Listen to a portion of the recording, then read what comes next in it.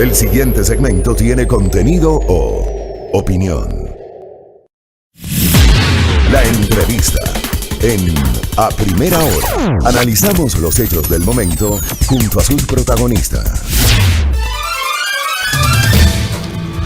8 de la mañana con 13 minutos, estamos ya en la recta final de A Primera Hora y es momento de hablar sobre los temas, las expectativas tras la elección de Pedro Castillo, que se va a posicionar precisamente ya el día de mañana en Perú. Vamos a hablar sobre cuáles son las expectativas tras precisamente este nuevo gobierno, y está para ello la economista Eva García Fabre. Ella es ex embajadora de Ecuador en el Perú y que conoce pues cómo se desarrolla, cómo se vive un poco en el contexto peruano y también la situación económica y el tema de comercio entre ambos países. Bienvenida, buenos días. ¿Cómo está, economista? ¿Cómo le va? Buenos días, Ilrat. Un saludo a los radioescuchas, Fabricio. Un gusto estar aquí con ustedes. En realidad la situación en Perú, podemos decir que dentro del contexto es un avance porque ya hay el reconocimiento de un presidente. Si bien pues este presidente va a tener desafíos muy importantes en función de la crisis política, social y de salud que vive Perú, pero que realmente son temas propios de una transición, ¿no? A más de, por supuesto, la situación que ya tenía el país agravada por la pandemia. Pero quizás su más grande desafío va a ser la gobernabilidad, que deberá asegurar.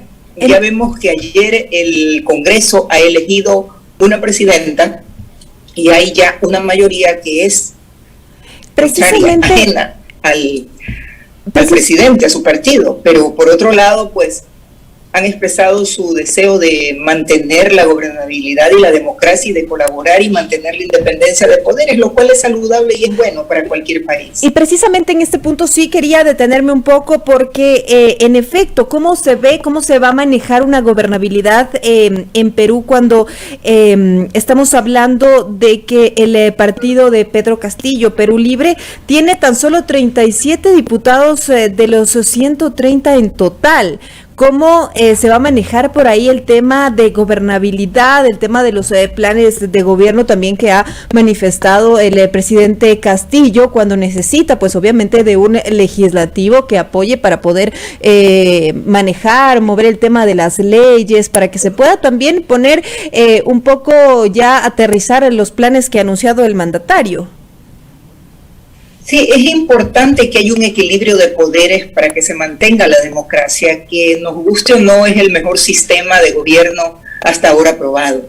Y es saludable porque recuerde usted toda la incertidumbre que generó en sector productivo, inversionistas, las declaraciones del ahora presidente hechas durante la campaña y cuando resultó recién electo. Entonces probablemente esto va a contribuir a darle un poco de oxígeno a esa atmósfera de incertidumbre que estaba provocando que salgan los capitales. Y esto es muy importante. Sí creo que con el currículum, con la presencia de esta presidenta de AP, las cosas van a equilibrarse un poco. Pienso que es positivo porque tener una asamblea afín totalmente al presidente electo, al ejecutivo, también da mucho que pensar. Significa que va a haber una voluntad omnímoda de gobernar y que quizás no sean escuchados quienes hacen la oposición y los distintos grupos. Pero en este caso yo creo que es saludable que haya ese equilibrio de poderes. Ahora, claro que es saludable un equilibrio de poderes, pero se va a poder gobernar, además considerando el tema de cómo llega Pedro Castillo al poder. Obviamente es un margen súper estrecho. Definitivamente fue en los últimos días en que Keiko Fujimori acepta ya su derrota en las urnas. Sin embargo, hay un margen bastante estrecho. Sí, pero mire, hay algo que está en juego, ¿no? Y que es la estabilidad de un país que ha sido bastante, a pesar de su inestabilidad y de lo que política y de lo que provocó la pandemia, porque muchas de estas cosas se derivan de una pandemia para la cual el país no estaba preparado, sobre todo en su infraestructura sanitaria, en su distinta incluso en el tema del empleo y la informalidad.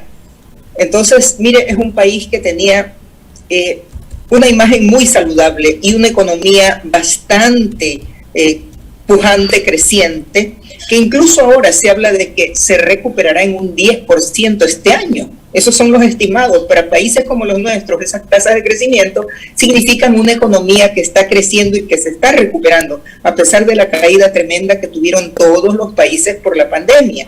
¿Ya? Usted ve que a pesar de esto, y en unas noticias de últimos días, dicen que el sol es la moneda que menos se ha devaluado en la región.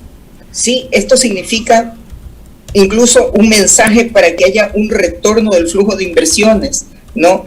Y Perú puede tener una recuperación más rápida. Por otro lado, Perú también es un país que tiene espacio fiscal, o sea que tiene un déficit fiscal controlado y que puede darse el lujo de emitir bonos si necesita recursos, como ya lo hizo en abril del 2020, en que saca al mercado 3.000 millones en bonos soberanos, y la demanda fue de 25.000. Se vendieron inmediatamente. O sea, eso da imagen de la fortaleza económica de un país. Ahora, hablando... Que no hay que dejarla de lado en este sentido, porque usted sabe que cuando la base económica falla, la base es la estructura, la superestructura, lo jurídico, lo político, lo ideológico, todo cae. Entonces, son temas que hay que considerar y no pensar que porque sube un presidente de tal tendencia, el país puede hundirse. Creo que es un país suficientemente fuerte y en ese sentido hace bien que haya este equilibrio de poderes y que la Asamblea tenga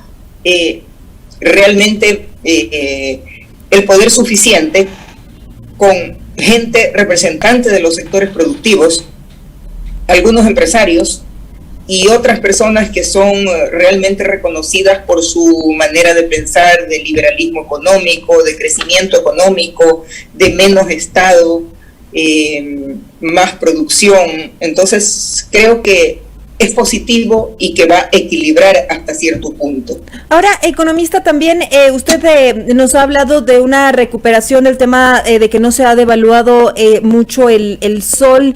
Quisiera también preguntarle a qué responden de todos estos temas. Nos ha explicado que esta es también una economía fuerte, la de Perú, y en este contexto, ¿cómo se ve el retorno de flujo de inversiones también que usted señalaba con el nuevo presidente, considerando la tendencia con la que llega el mandatario, un presidente de izquierda? Sí, ya se ha dado, y yo me remito a publicaciones que han salido en los periódicos, ¿no? En 10 días se dijo que habían salido 13.000 millones. Pienso que al tener un Congreso que equilibre fuerzas, esta salida podría detenerse. Es innegable y se produce cuando hay estos cambios inesperados de partidos en el poder, en este caso del presidente Castillo, que nadie se imaginaba que iba a llegar antes del 11 de abril, nadie podía predecir esto. Los candidatos y los favoritos eran otros, casi todos de centro, de derecha, y esto fue algo inesperado, pero mire usted, yo creo que quedan sembradas. Perú ha tenido una política económica muy coherente y que se ha mantenido a través de los gobiernos, una política de comercio exterior que lo ha llevado a ser primer productor y exportador de nuevos productos en el mundo, primer productor mundial, segundo y tercero en otros productos, pero además ha tenido una estructura tal que ha permitido que el sector productivo pueda trabajar de la mano con los gobiernos. Solo por dar un ejemplo, Proinversión, la institución encargada de las inversiones, espera este año adjudicar 49 proyectos por 486 millones en obras por impuestos. Obras por impuestos es un programa muy interesante en que los empresarios pueden hasta el 50% de su impuesto a la renta destinarlo a obras de bienestar común. O sea, en lugar de que el Estado contrate o se llene de más personal, el sector privado asume esto y luego esto se descuenta, va a cuenta de su pago de impuestos. Mire usted, me parece totalmente práctico, inteligente. Entonces yo creo que esto no puede hablarse como de un acabose, ¿no? Porque ya hay cosas que están decididas, planificadas, comprometidas. Y la perspectiva de los organismos locales de Perú es que la economía va a crecer al ritmo que esperaban. Ahora, y va a haber una recuperación total, lo cual es importante para cualquier gobierno, pero otro problema que tiene muy grave el gobierno del presidente Castillo es la crisis sanitaria, el combate a la pandemia, la vacunación, que tendrá que encararla de una manera tan proactiva y efectiva como lo ha hecho, por ejemplo, y esto es algo que debemos resaltar, el presidente Lazo. Tenemos un récord en vacunación, una organización total en la vacunación. Si no hay inmunidad, ningún país puede producir. Así es. Ningún sector productivo se va a recuperar. El tema de la reactivación económica en estos momentos está directamente ligada al proceso de vacunación y es un tema que tendrá que acelerar y que trabajar el presidente Castillo sin duda. Además, considerando que existen ciudadanos que se están cruzando la frontera de Perú para vacunarse aquí en el Ecuador. Aquí en el Ecuador, pues como usted lo ha reconocido, se ha hecho una buena gestión en el tema de vacunación y pues están también cruzando ciudadanos. Eso se ha conocido sobre todo desde Perú, que están cruzando la frontera para lograr inmunizarse porque no ha habido una gestión correcta en su país en este tema. Quisiera también preguntarle sobre las relaciones comerciales. ¿Cómo se ve Ecuador con el gobierno de Pedro Castillo? Nuestra balanza comercial, ¿cómo está en este momento y cuál es la expectativa del Ecuador? Ya, nosotros tenemos con Perú una relación muy especial por ser vecinos, por tener productos iguales, por ser complementarios en muchos, competitivos en otros. Y quiero decirle que desde la embajada que yo dirigí trabajamos muchísimo por facilitar el comercio, por resolver problemas que algunos productos nuestros tenían para entrar, problemas a veces de procedimiento, de extensión de procedimientos y cosas así, y tratados directamente con las autoridades, porque nosotros hacíamos contacto directo con las autoridades. Hay una oficina comercial muy activa en la embajada, una oficina del Proecuador. Hicimos contacto con los empresarios, con los gremios empresariales permanentemente. ¿Por qué? Porque una embajada tiene que ser un promotor comercial y de inversiones. Y en ese sentido nosotros hicimos presentaciones de la gran legislación de inversión, la excelente legislación de inversión que tiene Ecuador, que la mejoramos. Recuerdo cuando yo fui ministra de Producción, los sectores se abrieron y lo que quedó bien hecho del gobierno anterior se mejoró notablemente, dando cabida a una serie de sectores y de iniciativas que se cristalizaron luego en inversiones efectivas en el país. ¿Ya? Entonces, con Perú tenemos que, por ahora, una balanza negativa, pero ese es el desafío que tenemos que mejorarla. Esto no es cuestión de quejas, sino de emprender en mejorar esa balanza. Y quiero decirle algo, a pesar de la pandemia, el año pasado las exportaciones ecuatorianas crecieron en 4%. En todo el mundo las exportaciones se contrajeron, salvo excepciones de alimentos y otro tipo de productos que son realmente indispensables, pero las exportaciones de Ecuador hacia Perú aumentaron en un 4%. El comercio binacional lo estamos fortaleciendo gracias a ser parte también de la Comunidad Andina de Naciones, que es un grupo regional con 52 años de vida y un gran recorrido y con muchos progresos el año anterior, el año pasado. Tenemos esa ventaja de tener una zona de libre comercio. Entonces, es como que el comercio con Perú puede fluir muchísimo más y en eso estábamos empeñados. Yo les puedo decir de mi experiencia en la embajada. Nosotros hicimos con la Oficina Comercial del Ecuador 17 eventos de promoción comercial y de inversiones en los 2 años que yo estuve, 4 eventos de promoción turística, fomentábamos el turismo binacional. Quedó pendiente una misión empresarial. En este contexto, economista, quisiera preguntarle por el tema de la Alianza del Pacífico, que es otro de los puntos que se están también negociando en el Ecuador. Brevemente, por favor, economista.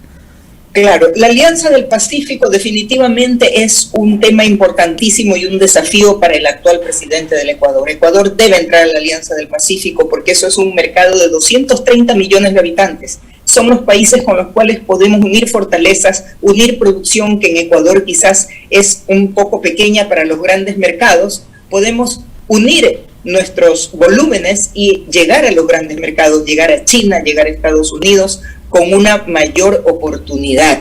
Entonces, por todo esto, Ecuador debe esmerarse. Un escollo grande que había era el tema del CIADI, ya esto se resolvió de manera práctica en tiempo récord, el gobierno tomó decisión y ahora somos miembros del CIADE, lo cual apoya, pero debe terminar de hacerse un acuerdo con México, que es lo que está faltando para que Ecuador pueda entrar como Estado asociado y luego como miembro pleno. Y esto es muy importante. Economista, perdone que le interrumpa. Ya para cerrar la entrevista, tenemos ya poquísimo tiempo. Quisiera preguntarle también si con el gobierno de Pedro Castillo de alguna forma se ahuyenta un poco el tema de inversiones que pueden ser tranquilamente atraídas por el Ecuador, que tiene otro liderazgo, con otra ideología. ¿Cómo le ve usted a ese tema? Mire,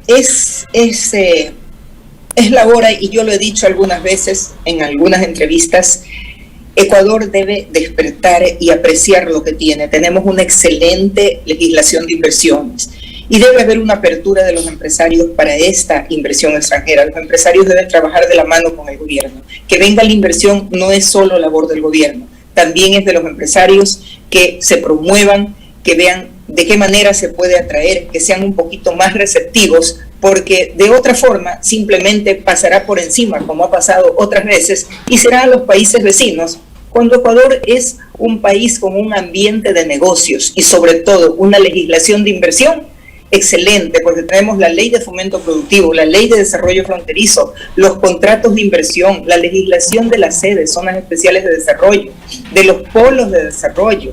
Créame, incluso para la frontera sur, las provincias de frontera sur, que han sido una asignatura pendiente permanentemente, esto sería ideal porque tenemos una infraestructura que bien puede servir a los empresarios peruanos que producen en el norte, con el aeropuerto de Santa Rosa, con el puerto Bolívar, con Pozorja, con Guayaquil, que son puertos a los que les resulta más conveniente ir que bajar a Callao, que siempre está congestionado y que es un gran puerto, que tiene que soportar la mayor parte de importaciones y exportaciones de Perú.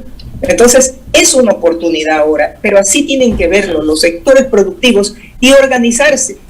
En la embajada quedó prevista una misión de la cúpula empresarial de Perú acá. Lamentablemente, las restricciones por la pandemia y luego el periodo electoral tan complejo que han tenido ellos impidió que se haga, pero ahí está iniciado y para realizar, y sería muy interesante que haya ese intercambio y podamos atraer la inversión. Somos países vecinos, estamos en un solo bloque que es la comunidad andina, tenemos muchas ventajas, entonces es cuestión de que lo visualicemos y lo querramos aprovechar. Muchas gracias por este diálogo y por esta entrevista.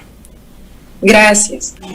Muchas gracias. Estábamos dialogando con Eva García Fabre, ella es ex embajadora de Ecuador en Perú. Nos ha estado pues explicando cómo se lee, cómo se ve las expectativas tras la elección de Pedro Castillo. Ya nos ha dicho que es un momento para aprovechar para revertir una balanza comercial negativa y hacerla positiva, y eso se puede lograr también con mucho impulso y de la mano del sector empresarial. 8:31 en la primera hora.